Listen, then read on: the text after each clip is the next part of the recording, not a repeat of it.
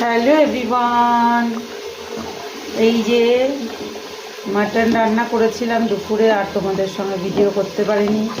এই দেখো, একদম পুরো সেই পিস, সেই একদম গলে গেছে মাটন। তো তোমাদের সঙ্গে তো রান্নার ভিডিওটা আমি শেয়ার করতে পারিনি।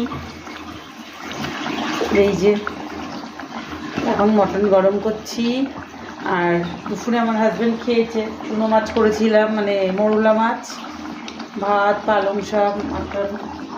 তো সে ভিডিও আর দিতে পারিনি। যাই হোক, তো এখনও রাতে যেটা খাবার রেডি করেছি ও বললো একদম গোবিন্দভোগ চাল ফেনা ফেনা ভাত করে দিতে।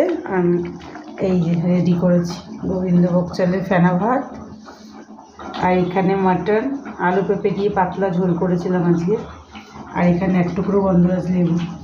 এই কম্বিনেশনটা যে কি টেস্ট হয়, যারা খাওনি তারা একবার টেস্ট করে অবশ্যই দেখো, দারুণ দারুণ দারুণ লাগে।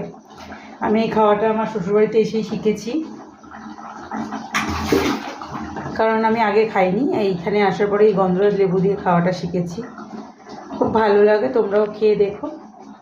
তো তোমাদের সঙ্গে ভিডিও শেয়ার করলাম, ভালো লাগলে অবশ্যই লাইক করো, কমেন্টস করো, সাথে থেকো, পাশে থেকো, অনেক অনেক সাপোর্ট করো। তো চলো আমরা খেয়ে নিই, তোমরাও খাওয়া দাওয়া করে নাও। Good night, tata.